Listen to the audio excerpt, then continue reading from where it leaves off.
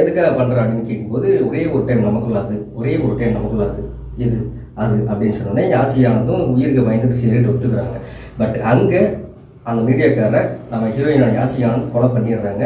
But கொலை பண்ணதுக்கப்புறம் அவங்ககிட்ட இருந்த சில விஷயங்கள் நம்ம யாசியானந்த் தெரிஞ்சுக்கிறாங்க. அதே மாதிரி அவனும் இதுக்காகவும் வரல, யாசியானந்துமே அவங்க இதுக்காக கொலை பண்ணல. பட் அப்படிங்கிறப்போ அதுக்கு பின்னாடி என்ன நடந்திருக்கும், கிளைமேக்ஸில் என்ன ஆச்சு அப்படிங்கிறதான் இந்த படத்தோட கதையே.